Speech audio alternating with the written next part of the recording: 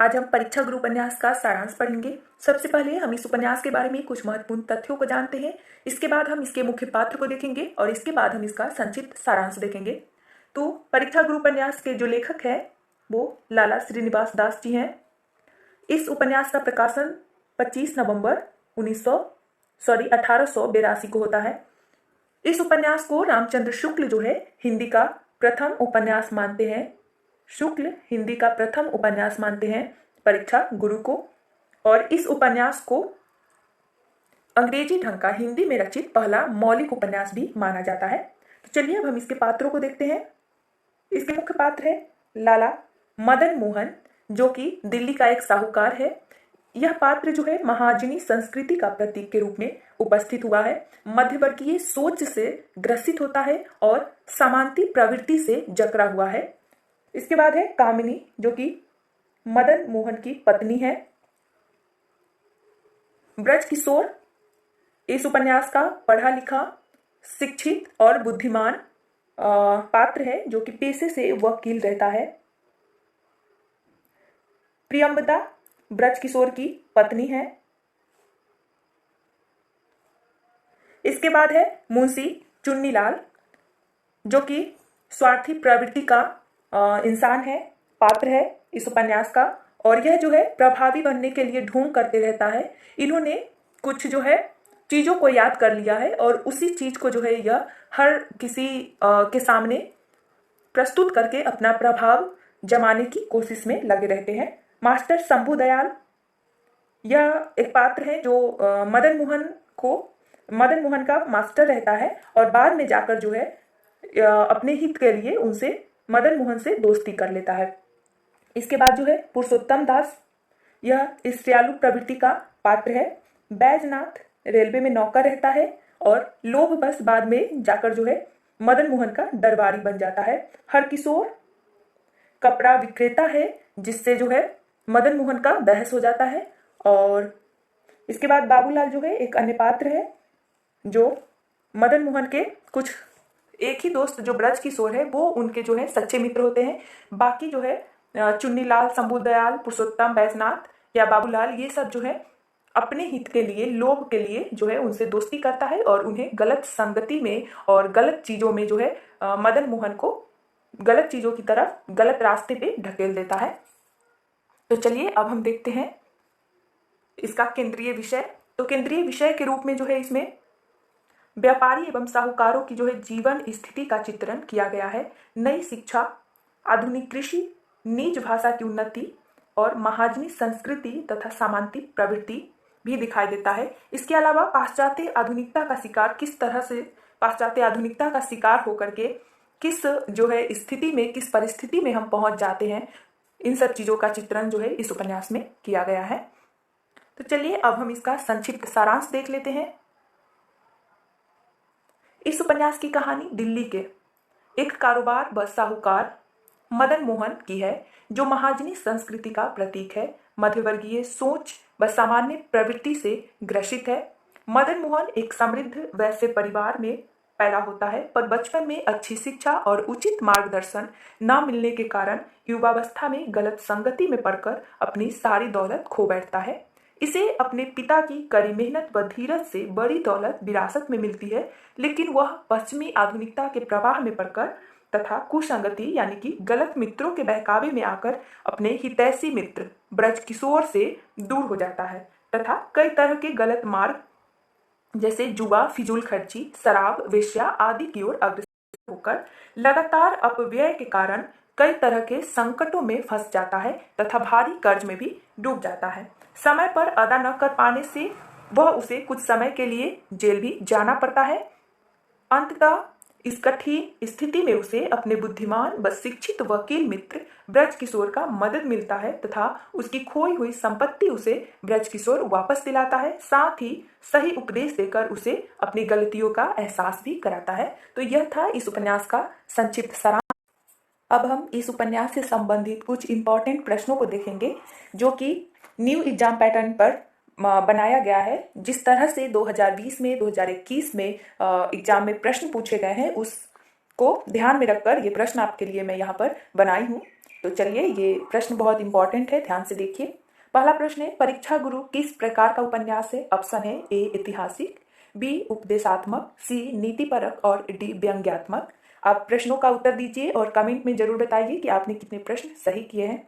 तो इसका सही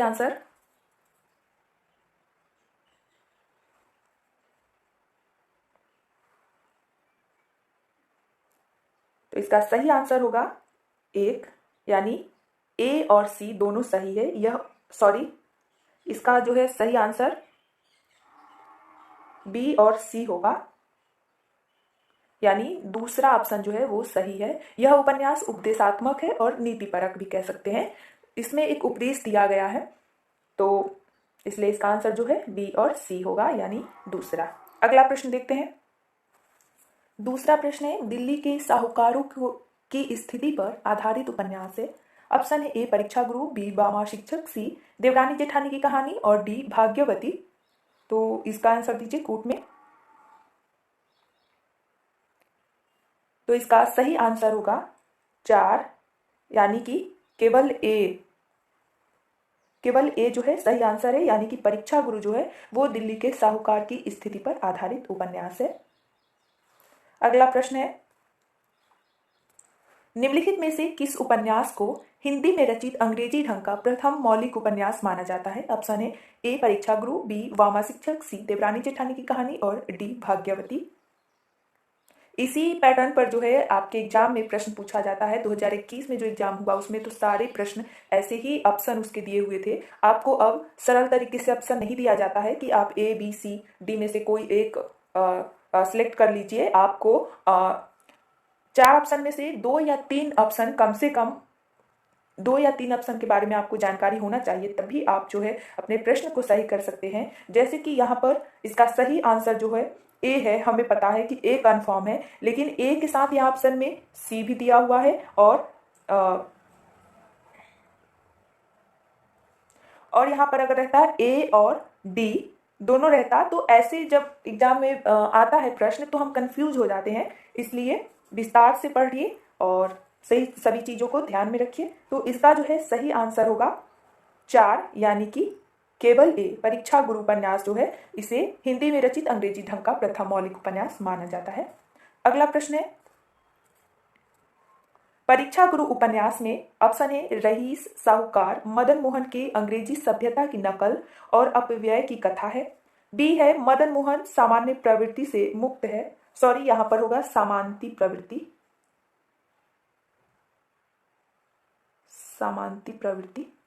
से मुक्त है, सी है उपन्यास का एक पात्र महाजनी संस्कृति का प्रतीक है और डी है इसमें मेरठ के रईस व्यापारी एवं साहूकार की कथा है। तो इसका सही आंसर बताइए कूट में।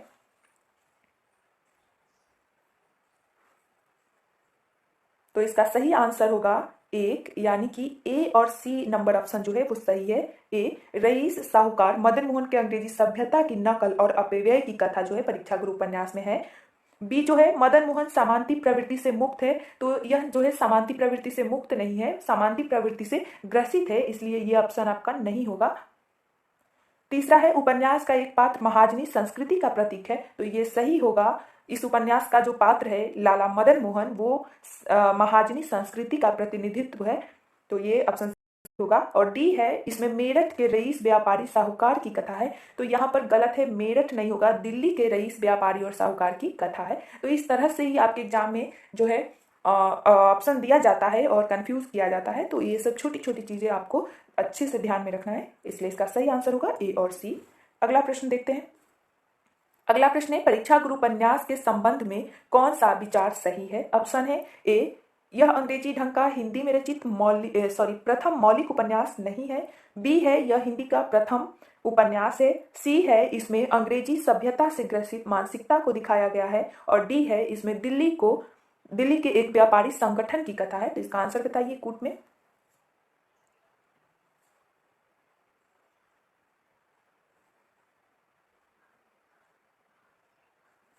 तो इसका जो है सही आंसर होगा 3, यानी कि बी और सी सही है। हम देखते हैं। ए है यह अंग्रेजी ढंग का हिंदी में रचित प्रथम मौलिक उपन्यास नहीं है, तो ये गलत है क्योंकि यह है। दूसरा है यह हिंदी का प्रथम उपन्यास है, तो हाँ, इसे शुक्ल जी ने हिंदी का प्रथम उपन्यास माना है।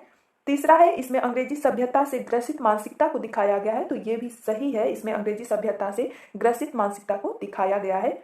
और डी है इसमें दिल्ली के एक व्यापारी संगठन की कथा है, तो ये गलत है, इसमें दिल्ली के एक व्यापारी संगठन की कथा नहीं है। एक व्यापारी जो व्यक्ति हैं लाला मदन मोहन है, तो एक तरह से एक व्यक्ति या एक परिवार की कथा है, संगठन की कथा नहीं है, इसलिए इसका सही आंसर होगा बी और सी। अगला प्रश्न है परीक्षा गुरु उपन्यास का कौन सा पात्र लगातार अपव्यय के कारण जेल जाता है? ऑप्शन है ए सिंभू दयाल, बी लाला मदन मोहन, सी हरकिशोर और डी मुंशी चुन्नीलाल। तो इसका सही आंसर बताइए। तो इसका सही आंसर जो होगा वो होगा बी लाला मदन मोहन जो है अपने गलत मित्रों की संगति में आते हैं और जो है यह पश्चिमी सभ्यता का जो है पश्चिमी सभ्यता की नकल करते हैं और बहुत तरह के शराब, जुआ आदि के जो है संगति में पड़ते हैं और इस तरह से जो है ये लगातार खर्च करते हैं, फिजूल खर्ची करते हैं और इसके वजह से जो है यह कर्ज में भी डूब जाते हैं और कर्ज में डूबने के बाद यह कर्ज नहीं चुका पाते हैं और इस वजह से जो है इनको जेल जाना पड़ता है और बाद में जो है इनके सच्चे मित्र जो ब्रज किशोर है वो इनको जेल से बाहर निकालते हैं। तो लाला मदन मोहन है जिनको जेल जाना पड़ता है। अगला प्रश्न है प्रियंबदा, मुंशी चुन्नीलाल, बैजनाथ और हरकिशोर किस उपन्यास के पात्र है? ऑप्शन है देवरानी जेठानी की कहानी, बी बामा शिक्षक, सी परीक्षा गुरु और डी भाग्यवती। तो इसका सही आंसर बताइए। आपके एग्जाम में जो है पहले क्या था कि जितने भी बस प्रमुख पात्र होते थे उनसे प्रश्न पूछा जाता था, लेकिन अब ऐसा नहीं रह गया है। गौड़ पात्र, मुख्य पात्र किसी से भी प्रश्न पूछा जा सकता है और पूछा गया है, तो इसलिए आप सभी पात्रों को एक बार जरूर देखें, सभी पात्रों को एक बार जरूर ध्यान में रखें, चाहे वह प्रमुख हो या गौड़ हो। तो इसका सही आंसर होगा सी परीक्षा गुरु के पात्र है प्रियंबदा, मुंशी चुन्नीलाल, बैजनाथ और हरकिशोर सभी। अगला प्रश्न है परीक्षा गुरु उपन्यास के पात्र हैं। इसका ऑप्शन है ए कामिनी, बी दौलतराम, सी लाला सर्वसुख और डी सिंभू दयाल। तो इसका आंसर कूट में दीजिए।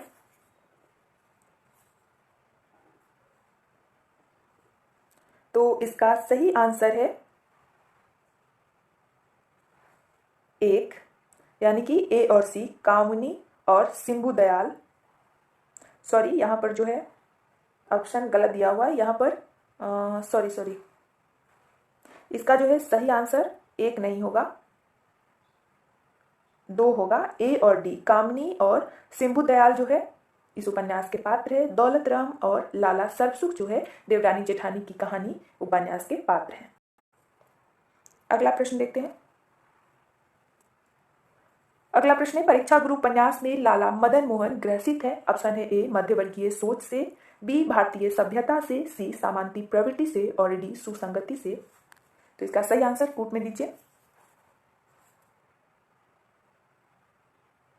तो इसका सही आंसर होगा एक, यानी कि ए और सी सही है। मध्यवर्गीय सोच से ग्रसित है, ये सही है। भारतीय सभ्यता से नहीं बल्कि पाश्चात्य सभ्यता से ग्रसित है। सामांती प्रवृत्ति से जकड़े हुए हैं, ये भी सही होगा। और सुसंगति से नहीं बल्कि कुसंगति, गलत मित्रों की संगति और गलत चीजों की संगति में जो है ये फंसे हुए, इसलिए इसका सही आंसर होगा ए और सी। अगला प्रश्न है परीक्षा गुरु उपन्यास के संबंध में निम्नलिखित कथन जो है वो किसका है? कथन है मेरे जान इस रीति से कोई नहीं लिखी गई, इसलिए अपनी भाषा में यह नई चाल की पुस्तक होगी तथा यह अनुभव द्वारा उपदेश मिलने की एक सांसारिक वार्ता है। तो बताइए यह किसका कथन है? ऑप्शन है ए आचार्य रामचंद्र शुक्ल का, बी गोपाल राय का, सी बच्चन सिंह का और डी लाला श्रीनिवास दास का। तो इसका सही आंसर होगा डी, यह कथन लाला श्रीनिवास दास जी का ही है। इन्होंने जो है इस उपन्यास की जो भूमिका है उसमें इन्होंने इस बात को लिखा है, तो इसका आंसर डी सही होगा। तो आज के लिए इतना ही। वीडियो उपयोगी लगा हो तो लाइक जरूर करिए और चैनल पे नए हैं तो सब्सक्राइब कर दीजिए, वीडियो को दोस्तों के साथ शेयर कर दीजिए और इसी तरह से देखते रहिए। आगे हम अगले भाग में करेंगे, अगले वीडियो में करेंगे।